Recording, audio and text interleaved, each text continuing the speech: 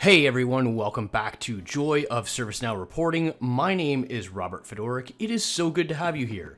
This series is about you, the ServiceNow user, and how to master ServiceNow reporting to get insights that you need.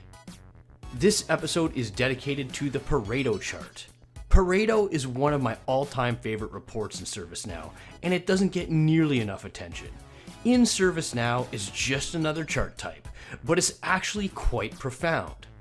One of the original gangsters in the study of quality and an author of Japan's tremendous industrial resurgence after World War II, Dr. Kaoru Ishikawa, described Pareto charts as one of the 7 basic quality tools. A Pareto chart is created when you arrange record groupings in order of their aggregates, with the largest aggregates first, then add a line that tracks the sum of the series from left to right. This proves incredibly insightful in determining which groupings represent the biggest impact to a given measure, and how much each grouping accounts for the total. In this example, I've built a report selecting incidents that haven't been updated in over 5 days, and grouped it by the assignment group. We can see that the technical services support group is the biggest offender at 24% of the total. We also see that the financial systems support is the second biggest offender at 19.5%. Now check this out. This arc is tracking the total of all series up to this point, so these two groups together account for 44% of the problem. Now you may be wondering what this blue line is for. This is a shout out to the Pareto principle, aka the 80-20 rule, which is just an observation that states 80% of the consequences typically derive from 20% of the causes. More generally, the balance of inputs and outputs isn't balanced. So what? Well, if someone told you to solve the problem of groups not updating their tickets, where would you start? I'd start here with the technical services group, and if I eliminated this problem, I'd solve the problem by 24%.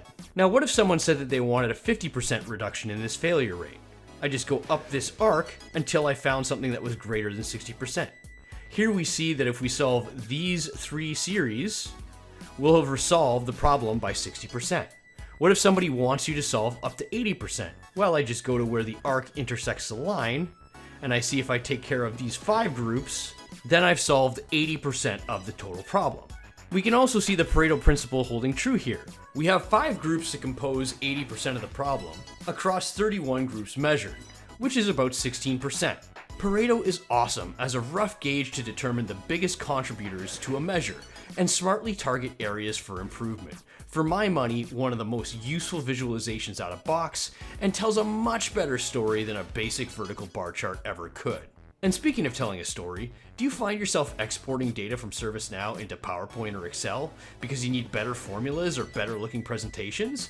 If so, I invite you to discover Vivid Charts. Check the description below and arrange a personal demo, win back a ton of time, and create the best reporting experiences without even leaving the platform. If you'd like to sponsor this channel's content, email me at the address pictured here.